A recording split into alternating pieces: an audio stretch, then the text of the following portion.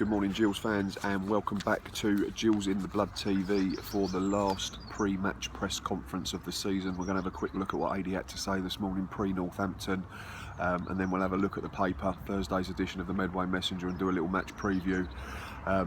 It's going to be a little bit difficult to do a team prediction today, unfortunately, because the feed to AD's press conference was pretty poor, in all honesty, and it kept buffering and then it cut out. And I think I've missed a chunk of it where he was talking about players and who is and isn't available, so that's going to be a little difficult. But we'll have a look at the match preview, have a look at Northampton, and do a scoreline. Obviously, fingers crossed that it goes our way, obviously. But straight into AD this morning.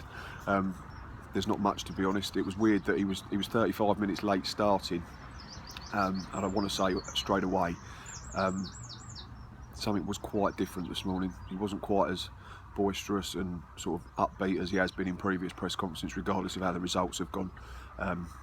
That tied in with the fact that he was over half an hour late. I don't know whether there's been a meeting with the chairman or something, or something's definitely gone on. He was very vague and very dismissive of questions about his future. Said that regardless of what happens, he'll talk to everyone and answer all them questions on Sunday. But up until then, he's not going to go into that, and his main focus is obviously on achieving a result and getting us a win that keeps us in League One. He couldn't say that enough, that's the biggest aim for this weekend. In terms of previous performances, he said he thinks we've been all right going forward in the last couple. We've created plenty of chances and scored good goals, but that age-old problem is that we concede too many. We conceded 6 in the last couple of games, and that's simply not good enough, unfortunately, and that's why we are where we are. Referred to it as a kick in the nether regions. He likes using that term, whether we haven't got any or we've been kicked there, but I don't think I heard chomping at the bit this morning, so something's seriously wrong, I believe. Something's obviously gone on if he's not said chomping at the bit. He didn't mention that he can't wait for the game to come and hoped it was yesterday or anything like that, so a couple of the old cliches had sort of been removed this morning for one reason or another. Again, he went on about his future. He said he's not going to talk about it until after Sunday. A little bit worryingly, and reading too much into it, he said the biggest aim is to keep us in the Football League, which and then he quickly sort of corrected himself and said, no, I mean Division 1, which is obviously what it used to be called. But yeah, a little bit concerning that he said the main aim is to keep us in the Football League. I don't know if he knows something that we don't, and he's going to be in charge next season. It's going to be horrible, and we're going to get sucked into a relegation battle in League 2. But all jokes aside, there's not much more. Like I say, unfortunately, in terms of team news, I missed all that because the feed was awful and it cut out and kept repeating itself. And then by the time I'd got onto the new one that had been uploaded, it was too late and I'd missed it. He was asked about whether Walsall's game had hindered preparation, and he sort of said yes, which was a little bit concerning for me. I don't know why. Just prepare us for Northampton as if we're going to win the football match, and then it didn't matter what happened Tuesday night. Why has it come to the final day was another question. Late goals conceded. He said we get in good positions in games, but game management is poor and we can't get over the line. Obviously, there's a big added dimension to this Sunday, and the fact that Justin Edinburgh is in charge of Northampton Town. He was asked whether that would give us a benefit, how we know how they play and how they set up, and he said, well, yeah, potentially, but we're only concentrating on ourselves. And obviously the flip side of that is Justin and his staff, David Kerslake, etc., are going to know about all our players and how they play the game, so it probably works both ways. Darren Oldacre was brought up by one journalist, and he was, I don't know, he got a bit stuttery and a bit jittery. He was asked whether there was any reason why Darren Oldacre's not featured this season, and he sort of glossed over it and said no reason really, and sort of ushered the next question in. So personal opinion is something may have happened there that we're not being told, something behind the scenes, and maybe that's the reason that Darren Oldacre's hardly featured since AD comes to the club in January, after featuring plenty under Justin Edinburgh up to the turn of the year. But again, I'm sure it's something we may find out in the future, if at all, but at the moment it's not something that's going to be divulged. How would you describe your time at Gillingham? Again, dismissed it, not answering it. I'll speak to you after Sunday. Can the squad rise to the occasion of such a big game on Sunday? Categoric yes, again, and then he moved on. One person asked him, is there different pressures at the top to the bottom? He said, well, of course there are, because if you're challenging for promotion and you're in the sort of top 6 and pushing to get in the top 2 and you lose a game, then you've obviously got the playoffs to fall back on, almost like a second chance. But if you're in our situation and you lose, you drop under that line, that's it, it's done, relegated, game over. Asked for the fans to be noisy. He said we've been brilliant all season again, and he's asking for one more big effort from us. That was really it, to be honest. Like I say, I missed a lot of it, unfortunately. So that's the end of that press conference. And just to reiterate, I think something's gone on this morning. I don't know whether he's had a meeting with the chairman, which led to him to be late, because he never seems to be certainly not 35 minutes late for one start. And I mean, I've watched most of them since he's been at the club, and they've been a few minutes late sometimes, but not 35 minutes. I think something may have happened. So we'll have to wait and see, won't we? I suppose Sunday, Monday, we'll find out more. Anyway, let's have a look to this big game against Justin Edinburgh's Northampton Town. Right, back page of the Medway Messenger. Simple enough. Headline: D-Day for Gills. Sums it up perfectly. It comes down to Sunday. Ex-boss Justin could send former team down. I've already mentioned that. It adds an extra dimension to this game.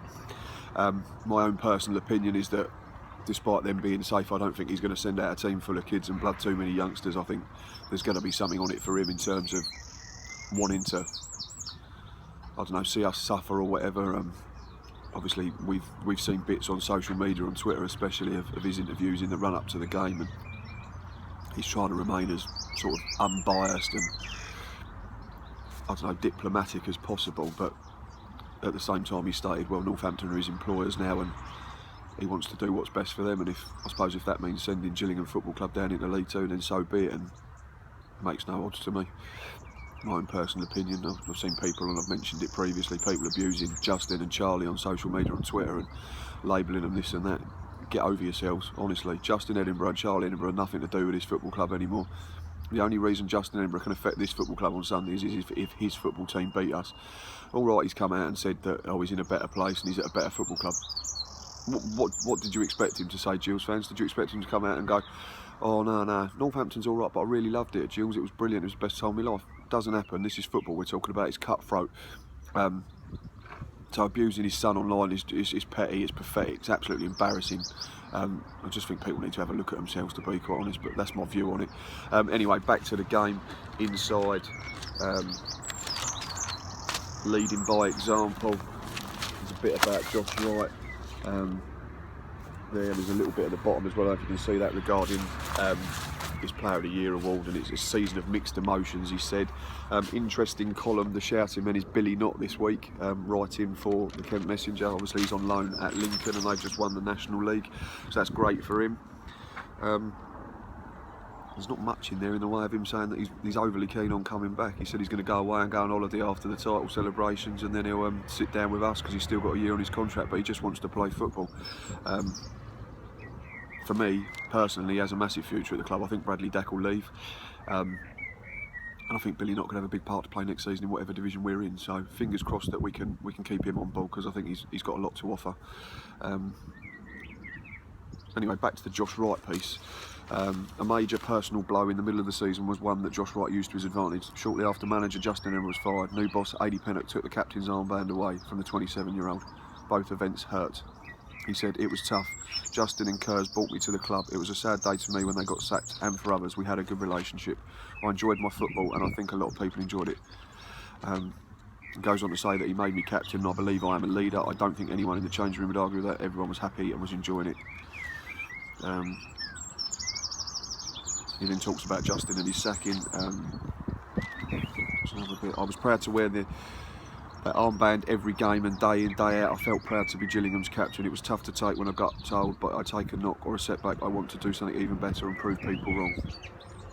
Jamie Day, the current first team coach, could see I was down, but he said, prove that you should be captain, and I've done that. I've led by example and nothing has changed off the pitch. I still speak in the team huddle before the game. It is my voice. I am still trying to lead on the pitch with performances, the way I conduct myself, the way I've tried to drive the team forward.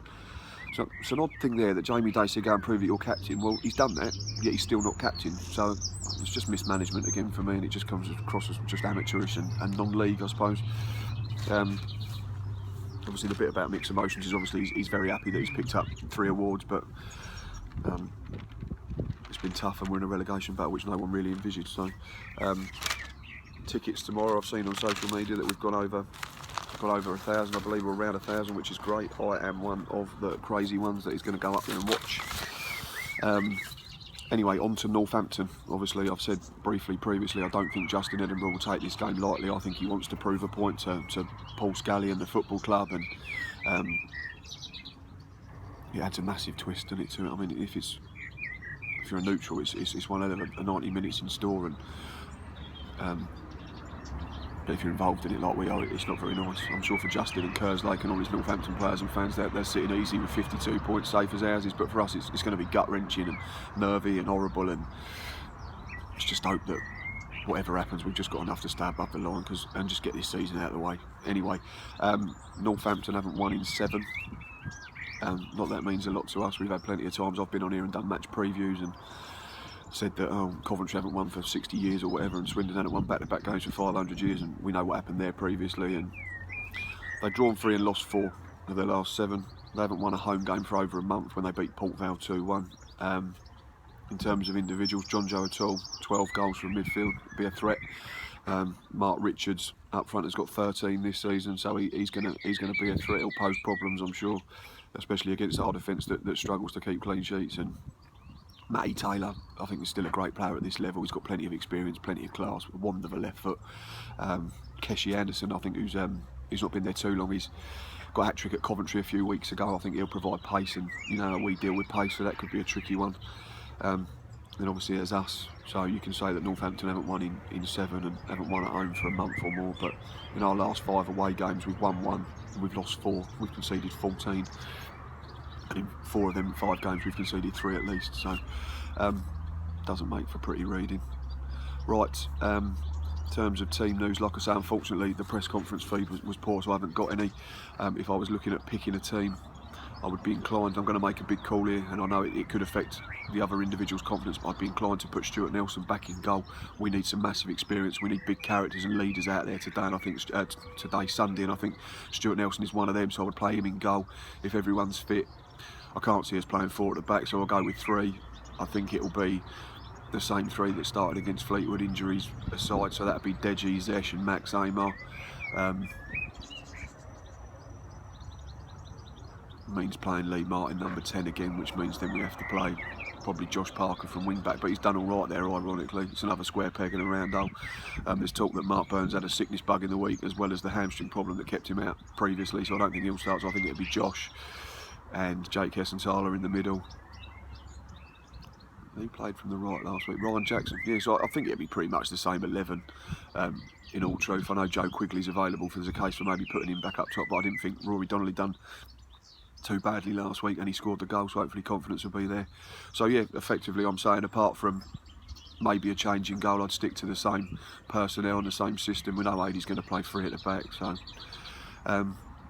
prediction, I've done it on 2. I've been on hospital radio interview this week already, and I've done a piece for Radio Kent that'll be published before the game on Sunday. And unfortunately, in terms of us defensively, I think we'll concede too many. I don't think we'll score. I think Northampton will beat us. I think then we'll be relying on Port Vale not winning or not getting anything at Fleetwood. So I will say 3-1 to Northampton, sadly. But let's hope that, fingers crossed, we can go up there and get up for it, and everyone can put in a shift and put into some fight and get us over the line, because all we want now, and I've done this match preview outside today purely on the fact that I've done 2 previously this season. Scunthorpe we won 3-2, and Millwall we drew 1-1. So superstitious or stupid or desperate or clutching at straws, that's what it is. But I don't think we'll get anything out of the game, sadly. I think the first goal could be massive if we get it. I think if we concede it, I think we'll sink. If we can pinch one, then fingers crossed. But it's up to Adie and the boys now to go out and prove that they've got enough about them to keep us above the line. And for the last time on a match preview this season, until match day live, up the Gills.